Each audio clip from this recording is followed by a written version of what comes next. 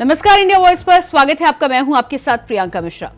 UP में कई hot सीटों के बीच जौनपुर की सीट भी इस समय हॉट सीट बनी हुई है, जिस पर बीजेपी ने तो अपने प्रत्याशी कृपा शंकर सिंह के नाम का ऐलान कर दिया है। पर बीजेपी की घोषणा के साथ ही जौनपुर में कई समीकरण तितर-बितर हो गए हैं, जिसके बाद अब नए राजनीतिक पैतरे मैदान पर आने की तैयारी में है, जिसमें धनंजय सिंह का सपा सुप्रीमो से मुलाकात करना, धनंजय सिंह की पत्नी का नाम दावेदार के रूप में सामने आना और निर्दलीय समीकरण बैठाने की बात होना।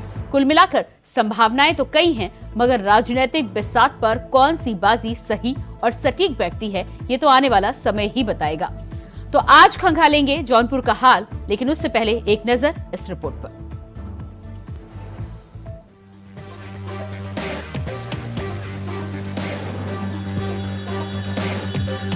लोकसभा चुनाव का बिगुल बस कुछ ही दिनों में बजने वाला है और सभी राजनीतिक पार्टियां इसकी तैयारियों में जुटी है। सीटों पर प्रत्याशियों के ऐलान से लेकर आरोप प्रत्यारोपों का दौर जारी है, लेकिन इस वक्त जौनपुर की राजनीति सबसे दिलचस्प है। दिलचस्प इसलिए क्योंकि यहाँ कब, कैसे, कौन सा घटनाक्रम हो जाए पता ही नहीं चलता। बीजेपी ने लोकसभा चुनाव के लिए 195 उम्मीदवारों की लिस्ट जारी कर दी है। इस लिस्ट में कई ऐसे नाम हैं जो पहले से लगभग तय थे और दूसरी तरफ कुछ ऐसे नाम हैं जो चौंकाने वाले हैं, क्योंकि कई सीटों पर दावेदारी दूसरे लोग ठोक रहे थे, लेकिन पार्टी ने टिकट किसी और को दे दी। इसी कड़ी में सबसे ज्यादा चर्चा जौनपुर लोकसभा सीट की हो रही है। जौनपुर लोकसभा सीट से बीजेपी ने कृपा शंकर सिंह को अपना उम्मीदवार बनाया है, लेकिन इस उम्मीदवारी ने कितनों को झटका दे दिया, कितनों के दिल तोड़ दिए। उसी कड़ी में नाम आता है पूर्व सांसद और जौनपुर के बाहुबली धनंजय सिंह का, जिनकी कथित चर्चा जौनपुर के लिए हो रही थी। धनंजय सिंह जेडीयू के राष्ट्रीय महासचिव हैं और जौनपुर से बीजेपी के टिकट पर दावेदारी ठोक रहे थे, लेकिन बीजेपी की पहली लिस्ट में नाम आया कृपा शंकर सिंह का। कृपा शंकर सिंह महाराष्ट्र के पूर्व गृह राज्य मंत्री हैं और मुंबई कांग्रेस के पूर्व अध्यक्ष भी रह चुके हैं, लेकिन फिर वो बीजेपी में शामिल हो गए और पीएम मोदी के साथ उनकी फोटो भी वायरल हुई, जिसमें पीएम मोदी को वो गुलदस्ता देते नजर आ रहे हैं। कृपा शंकर सिंह का कार्यक्षेत्र भले ही महाराष्ट्र रहा हो, लेकिन जौनपुर के सामान्य परिवार में जन्मे कृपा शंकर सिंह महाराष्ट्र को छोड़कर अभी अपनी पुश्तैनी जमीन पर राजनीति करने आए हैं। खबर ये भी है कि धनंजय सिंह का टिकट कटने के बाद वो समाजवादी पार्टी के टिकट पर या निर्दलीय चुनाव लड़ सकते थे, क्योंकि टिकट कटने के बाद धनंजय सिंह का वो ट्वीट बहुत कुछ कह रहा है, जिसमें जीतेगा जौनपुर, जीतेंगे हम का वो नारा दे रहे हैं। धनंजय सिंह ने 2009 में बहुजन समाज पार्टी के टिकट पर लोकसभा चुनाव लड़ा था और पहली बार जीत हासिल की थी। 2008 में जेडीयू को छोड़कर वो बीएसपी में आए थे और फिर जेडीयू में। ऐसे में कृपा शंकर सिंह का महाराष्ट्र छोड़कर यूपी के जौनपुर की राजनीतिक जमीन पर उतरना, उसके बाद धनंजय सिंह की अखिलेश यादव से गुपचुप मुलाकात के तुरंत बाद केस पर आया फैसला, इन सभी घटनाक्रमों को जोड़कर देखा जा रहा है। हालांकि बीजेपी उम्मीदवार कृपा शंकर सिंह से जब इस मामले में सवाल किया गया तो कोर्ट का मामला है ये कहकर उस सवाल का जवाब टाल गए। कोर्ट का मामला है, कोर्ट के मामले में कोई नहीं कह सकता। अभी तो 2020 का मामला चल रहा था, अचानक आपकी टिकट के बाद उनके यस अकाउंट पर लिखने के बाद सब चीजें जोड़ी जा रही हैं कि कृपा शंकर सिंह के सारे सब चीजें। अगली बात कोर्ट की तारीफ नहीं हुई। नहीं तो ये तो आज 4 साल चल रहा है। ये भी तो कहा जाता था कि उनसे आपसे पारिवारिक रिश्ते थे, पारिवारिक रिश्ते थे, घरेलू रिश्ते थे, हर मामले में आपके साथ खड़े रहते थे। ठीक है, तब है ना। तो क्या कहते हैं, क्या जो फैसला आया उस पर क्या कहें? कोर्ट के मामले में कुछ नहीं। आपकी एंट्री उनकी नो एंट्री, कोर्ट के मामले में कुछ आप नहीं। यहाँ सुबह आते हैं, दोपहर आरोप सिद्ध हो जाते हैं, बहुत चीजें जोड़ी जा रही हैं जनता के बीच में, इस पर क्या कोर्ट के बारे में मेरा कोई भी टिप्पणी नहीं कर सकता। सवाल ये भी है कि जौनपुर से धनंजय सिंह चुनाव नहीं लड़ पाते तो उनकी जगह निर्दलीय या समाजवादी पार्टी से क्या उनकी पत्नी श्रीकला सिंह मैदान में उतर सकती हैं? मौजूदा वक्त में वो जौनपुर की जिला पंचायत अध्यक्ष हैं। श्रीकला सिंह मूल रूप से तेलंगाना की रहने वाली हैं और धनंजय सिंह की तीसरी पत्नी है। हालांकि मंगलवार को धनंजय सिंह से भी कोर्ट के फैसले पर जब इस मामले में सवाल किया गया तो उन्होंने कुछ भी बोलने से मना कर दिया। देखिए, न्यायपालिका के ऊपर हम सवाल नहीं खड़ा कर सकते, देखते हैं कल let the judgment come first. देखिए, न्यायपालिका के ऊपर हम सवाल नहीं खड़ा कर सकते, देखते हैं कल let the judgment come first. फिलहाल बीजेपी की तरफ से कृपा शंकर सिंह मैदान में और जीत को लेकर अपनी दावेदारी ठोक रहे हैं। वहीं धनंजय सिंह का अगला फैसला क्या होगा, ये देखना दिलचस्प है, क्योंकि ये जौनपुर है और जौनपुर की सियासत भी बड़ी दिलचस्प है। Bureau report, India voice.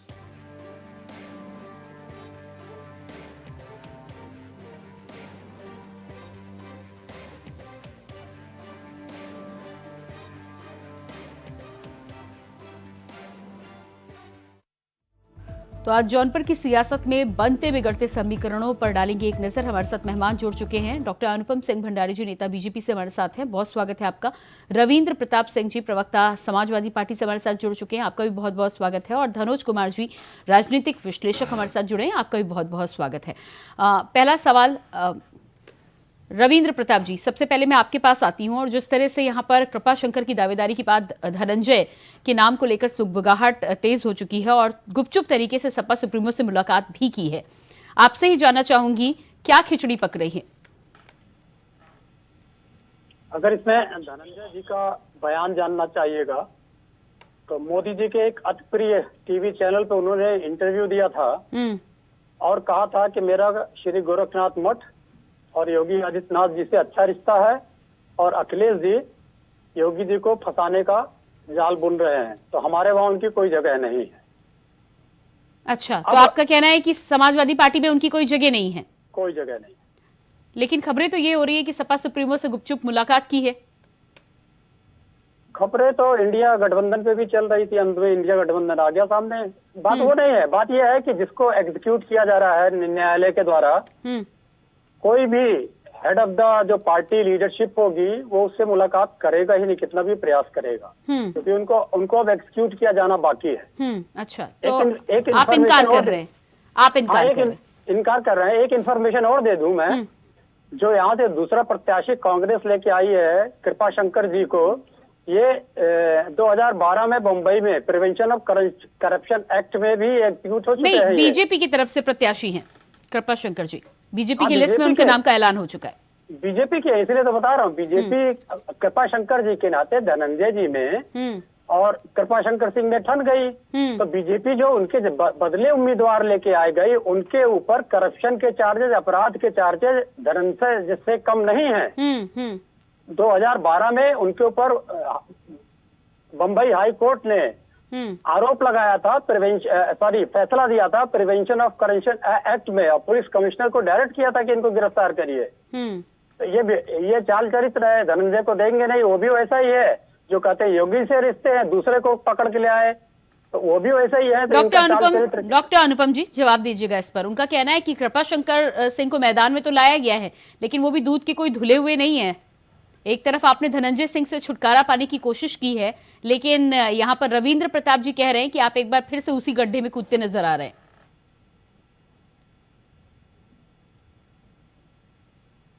Doctor अनुपम जी, फोन को अनम्यूट कीजिएगा, आपकी आवाज मुझ तक पहुंच नहीं पा रही है। जी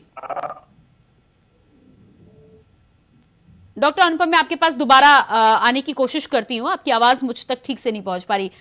डॉक्टर धनुष भी हमारे साथ लगातार बने हुए हैं। धनुष जी, क्या लगता है आपको, जौनपुर की सीट हॉट सीट तो बनी हुई है, धनंजय सिंह के ऊपर जिस तरह से अभी कोर्ट में मामला चल रहा है और जब तक फैसला नहीं आता है तब तक किस करवट ऊट बैठेगा ये कह पाना मुश्किल है, लेकिन बीजेपी ने अपना स्टैंड क्लियर कर दिया है। बहुत बहुत धन्यवाद प्रियंका जी। 2 लाइन से शुरुआत करूंगा, क्योंकि आप लोग कह रहे जौनपुर, ये सपा, ये बीजेपी, ये लोग गुंडे पालते हैं, तो मैं 2 लाइन शुरुआत करता हूँ। खुदा जाने मेरे बर्बादी के पीछे हाथ किसका है, पूछने वाले सब तुम्हारा ही नाम लेते हैं, कश्ती के डूबने का गम नहीं, कश्ती के डूबने का लोग सबक पूछते हैं। जी। ये जो पॉलिटिकल पार्टी है, ये भंडारी जी के, ये रवि प्रताप जी के, इन्हीं लोगों के वजह से ऐसे क्रिमिनल, ऐसे बाहुबली जो अपने आप को क्षेत्र में रॉबिन हुड कहते हैं, क्योंकि ये लोग ही प्रसव देते हैं।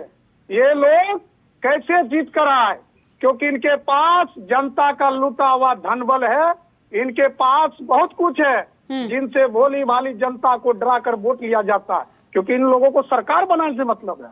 ये नहीं देखता। अगर एडीआर रिपोर्ट देखिए, आप एडीआर रिपोर्ट निकाल कर देखिए और फिर इन दोनों महानुभाव से, ये बीजेपी वाले और सपा वाले से सवाल पूछिए, तो ये लोग दाएं बाएं झांकने लगेंगे। क्योंकि ये लोग को पूरे उत्तर प्रदेश में जिसकी आबादी 25 करोड़ है जी। और इनको 80 ईमानदार आदमी नहीं मिलता, 80 सीट है लोकसभा का, और 25 करोड़ में इनको 80 लोग नहीं मिलते इन दोनों पार्टी को जी। तब ये लोग ऐसे ऐसे लोगों को ही प्रसव देते हैं और ऐसे ऐसे लोग को संरक्षण देते हैं और कहते हैं कि हमारी पार्टी गरीब गुरबा शोषित पीड़ित दलित और ओबीसी अत्यंत पिछड़ी जाति के लिए काम करते हैं। लेकिन देखिए कौन है ये, मैं इन दोनों से पूछता हूं, ये धनंजय सिंह कौन है?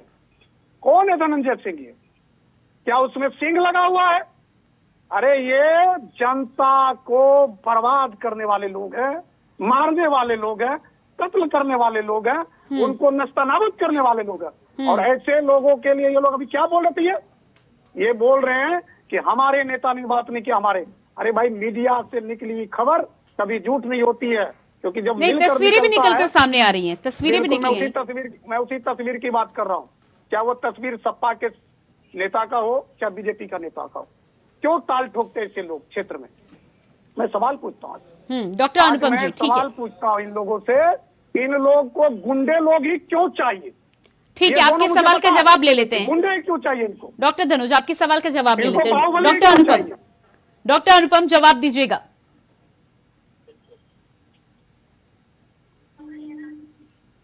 डॉक्टर अनुपम, क्या मेरी आवाज आप तक पहुंच पा रही है?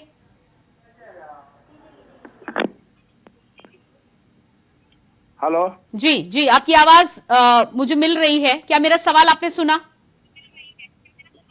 हाँ, मैंने सवाल सुना है आपका। जी, जवाब दीजिएगा। इसमें क्या है कि जहाँ तक बात है कि अगर संगठन ने और केंद्रीय नेतृत्व ने अगर उनका नाम तय किया है इस चीज में, तो कहीं ना कहीं सारे भूमिकाओं को देखते हुए, सारे रिकॉर्ड को देखते हुए संगठन ने अपना निर्णय दिया हुआ है। नहीं, लेकिन इस नाम पर तो रविंद्र प्रताप जी और डॉक्टर धनुष दोनों ही यहाँ पर सवाल उठा रहे हैं कि धनंजय सिंह से अगर आपने छुटकारा पाने की कोशिश की हो, कोर्ट में केस चल रहा है, तो कृपा शंकर सिंह भी कोई दूध के धुले हुए नहीं है। इस समय जो राजनेता इनकी पार्टी के हैं, चाहे उनके शीर्ष नेतृत्व क्यों ना हो, ये लोग कितने दूध के धुले हैं दुनिया को सबको पता है, जनता सब जानती है, इसलिए इनको बाहर कर दिया है पिछले चुनाव में। इस चुनाव में भी देखने को यही मौका मिलने वाला है। आज जहां तक बात है, जब तक हमारी माननीय न्यायालय इस चीज को साबित नहीं करता है, तब तक किसी को दोषी करार देना, उसके बारे में ये बताना कि वो दोषी है, ये मुजरिम है, ये ठीक नहीं है। तो फिर आपने क्यों पत्ता काट दिया? इनके बारे में सत्यता मालूम पड़ गई है। हाँ। अगर उनको टिकट नहीं मिला है तो इतने जो है इनको दिक्कत होने लगी है, क्योंकि इनको पता है इनको संरक्षण किसने दिया है। मुख्तार अंसारी का संरक्षण किसने दिया था? अतीक अहमद को संरक्षण किसने दिया था? नहीं, अनुपम, डॉक्टर अनुपम जी, यदि आप इन सब तमाम बातों की बात करें तो अजय मिश्र टेनी को आपने टिकट दिया हुआ है, तमाम आरोप वहां पर लगे थे, तमाम तरह की मांगे भी आई थी, जांच भी चल रही है, जिस तरह का कारनामा हुआ उसके बाद अजय मिश्र टेनी को तो टिकट दिया है आपने। अजय मिश्र जो है उनको क्या न्यायालय ने मुजरिम साबित कर दिया है? ये उन्होंने गलती कर, जो अगर उनके पुत्र ने जो कार्य किया है उनके हिसाब से दंडात्मक कार्रवाई हाँ, तो आप ये कहिए ना कि फिर राजनीतिक समीकरण के आधार पर टिकट दिए जाएंगे, नैतिकता से आपका कोई लेना देना नहीं है। देखिए, जिसके बारे में बताना कि वो मुजरिम है, ये कहना गलत है। अगर उनके खिलाफ न्यायालय जो है अगर वो साबित करता है कि उनके खिलाफ ये धारा निकली है और इसमें मुजरिम पाए जाते हैं, तब उसको विपक्ष को कहना जो है लाजमी है। अगर उसके बिना न्यायालय के ये न्यायालय खुद बन जाते हैं, ये चीज गलत है। तो क्या ब्रजभूषण शरण सिंह को भी टिकट दे देंगे आप? जहां रहा ब्रजभूषण शरण सिंह की बात है, आज के जब उनके ऊपर अगर कोई चीज धारा साबित हो जाती है, न्यायालय ने उनको जेल भेज देता है, तो टिकट इनका मिलना उनको भी मुश्किल है। नहीं तो उनको तो नहीं मिलेगा, उनको तो नहीं मिलेगा। वो समीकरण निकल कर सामने आ रहे हैं, लेकिन कहीं भी हम लोग नहीं जा रहे हैं। हाँ, नहीं तो ये डॉक्टर अनुपम जी, ये सारे केसेस जो हैं वो एक ही तरह के हैं, लेकिन आप एक को टिकट दे रहे हैं, एक को नहीं दे रहे। डॉक्टर धनुष, क्या कहना है इस पर आपका?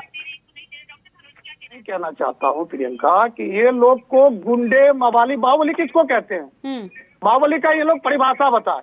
ये कहते हैं अदालत जब साबित करेगा। अरे भाई साहब, अदालत में सबूत नहीं पहुंचता है तो क्या वो महात्मा गांधी हो गए? क्या वो महात्मा बुद्ध हो गए? क्या वो बाबा साहब अम्बेडकर हो गए?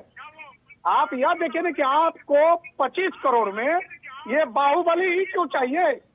आपको सांसद का टिकट आप एक ग्रामीण को क्यों नहीं दे सकते? अच्छा, धनंजय सिंह अगर निर्दलीय खड़े हो जाते हैं तो क्या बीजेपी के लिए मुश्किल होगी?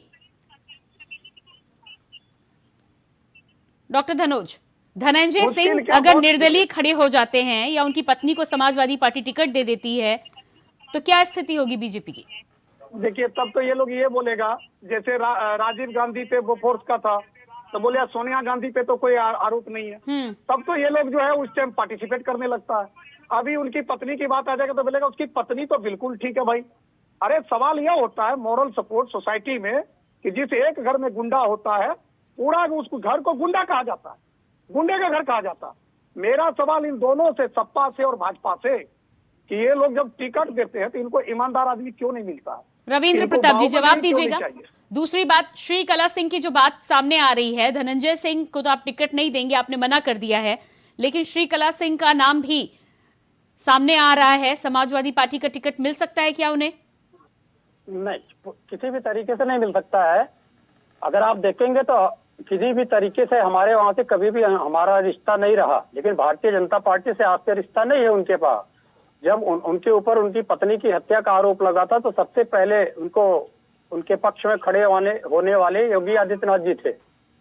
तो उनका हमारे वहां से तो कोई संबंध नहीं है। मीडिया कुछ भी उड़ाएगा तो उसका जवाब नहीं, संबंध नहीं है, लेकिन तस्वीरें सामने आ रही हैं तो ऐसे में संबंध होने वाला है, इससे इनकार आप कैसे कर सकते हैं?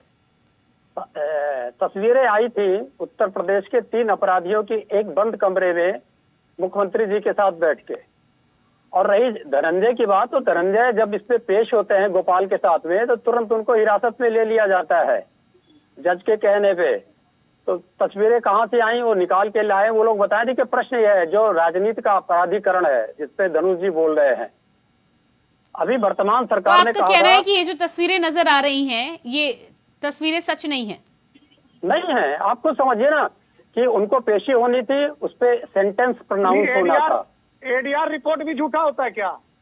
रविंद्र प्रताप सिंह जी, मेरे बड़े भाई, एडीआर रिपोर्ट झूठा होता है क्या? आप सुन लीजिए अगर एडीआर का सुन बोल रहे हैं, आप सुन लीजिए अगर एडीआर का सुन रहे हैं, धैर्य रखिए। एडीआर रिपोर्ट झूठा होता है क्या? अरे धैर्य रखिए, सुन लीजिए। एडीआर की रिपोर्ट, आपको गुंडा ही क्यों चाहिए? आप बाबा साहब अम्बेडकर को मानते हैं? आप बाबा साहब अम्बेडकर को मानते हैं? उन्होंने साफ लिखा है कि राजनीति में साफ सुथरे लोगों को ही आना चाहिए। आप लोग गुंडे ही क्यों खोजते हैं? चलिए, मैं तो पूछता हूं, गुंडा क्यों चाहिए? अब अगर एडीआर की रिपोर्ट की बात मानते हैं, जो वर्तमान उत्तर प्रदेश में संसद है उसमें से 111 लोग आपराधिक पृष्ठभूमि के हैं, भारतीय जनता पार्टी में से हैं, 23 समाजवादी पार्टी के। इस कंपैरिजन को करें। दूसरा विषय है जो राज्यसभा मतलब वो डाकू को टिकट देगा तो आप भी डाकू को टिकट दोगे। भाजपा अगर लुटेरे को टिकट देगा तो आप भी भाजपा के तरह लुटेरे को टिकट दोगे। मेरा सवाल है सर, मेरा सवाल सुन लीजिए, मेरा सवाल सुन लीजिए। धैर्य से सुनिएगा। अरे धैर्य क्या कर रखे आप? गुंडा पालते हो। प्रश्न का जवाब दे रहा हूँ, आपके प्रश्न का जवाब दे रहा हूँ, आपको धैर्य से सुनना चाहिए। और मैं धैर्य रखूंगा। कमाल है भाई, कमाल है। आपके धैर्य खो देने से भारत का धैर्य नहीं कहा जाएगा। आप गुंडे को टिकट क्यों देते हो? गुंडे से मीटिंग क्यों करते हो? दिया गया। आप अरे 5 गुंडे का नाम लीजिए। से मीटिंग क्यों करते हो? आप 5 गुंडे का नाम लीजिए। तस्वीर क्यों निकलता है बाहुबली पर? आप 5 गुंडे का नाम लीजिए। क्यों नहीं स्टैंड क्लियर करते हो? धनुष जी, हमने लोकसभा के 31 प्रत्याशी घोषित किए, उसमें से 5 गुंडों का नाम लीजिए। अगर नहीं ले पाते हैं तो अपने शब्द वापस लीजिए। नहीं, राज्यसभा के लिए तो आप जेल का दरवाजा तक खटखटाने पहुंच गए थे ना, जेल से वोटिंग करवाना चाह रहे थे ना रविंद्र जी। मैं धनुष जी का जवाब दे रहा हूँ। हमने 31 प्रत्याशी घोषित किए हुए हैं, उसमें से 5 गुंडों का नाम ये बता दें। किसी के ऊपर कोई एफआईआर नहीं है? आप बताइए ना, मैं तो आपसे पूछ रहा हूँ। आपसे मैं पूछ रहा हूँ साधु जी, आपसे मैं पूछ रहा हूँ वाल्मीकि समाज के वंशज, मैं पूछ रहा हूँ आपसे। वो जो 31 पूछ रहा हूँ, आप मेरे प्रश्न का जवाब दीजिए। आप गुंडे कह रहे हैं। आपसे सवाल करना मेरा काम है। प्रत्याशियों में से एक भी गुंडे का नाम बताइए। उनके ऊपर एफआईआर में नाम नहीं है, मुझे बताएंगे आप? मुझे बताएंगे? अरे आप मुझे बताइए, मेरे प्रश्न का उत्तर दीजिए। जब आप अखिलेश गुंडा यादव के बोल रहे ऊपर हैं, कोई एफआईआर निकलेशक नहीं है। है। अखिलेश यादव के ऊपर कोई एफआईआर नहीं है, आप मुझे कोई बताइए। एफआईआर नहीं है, अखिलेश यादव के ऊपर कोई एफआईआर दूध के नहीं धुले है। हैं, कोई एफआईआर भैंस के नहीं दूध है। से धुले हुए हैं क्या? आप प्रश्न एफआईआर का नहीं उत्तर होते। नहीं दे पा आज रहे तक हैं, आप डिबेट को डिबेट कर रहे हैं क्योंकि आपको रिपोर्ट क्या है? तथ्यों की जानकारी नहीं है। आपको कैसे तथ्यों की नहीं जानकारी जानकारी नहीं है। आप बताइए ना मुझे 5 गुंडों जानकारी के नहीं है। नाम। समाजवादी पार्टी के 31-32 प्रत्याशियों में से 5 गुंडे के नाम बताइए ना आप। आपसे आप मैं भी तो यही क्यों पूछ रहा हूँ कि तोड़ क्या रहे उसके हैं? एफआईआर नहीं है? मैं पूछ रहा हूँ सज्जनता से, बहुत ही विनम्रता से मुझे बताइए मेरे बड़े नहीं, भाई। आप सज्जन आप हैं क्योंकि आप हाँ, गुंडों के खिलाफ मैं- खड़े हुए हैं। तो आप मैं खड़ा सज्जन भी हूँ, हैं, आप साधु मैं भी भारत हैं। में गुंडे माफिया के खिलाफ हूँ, मैं लिखता आप हूँ। बताइए, आप समाजवादी आपने पार्टी जो का प्रश्न एक्सिस लिया, कैंडिडेट आप खड़ा 5 किया, आदमी के नाम उसके बताइए, नाम नहीं एफआईआर तो है अपनी या नहीं? बात वापस लीजिए। अरे मैं वापस लूंगा अपनी बात, पहले आप आप बताइए ना बताइए। 5 आदमी के नाम। उनके नाम एफआईआर है?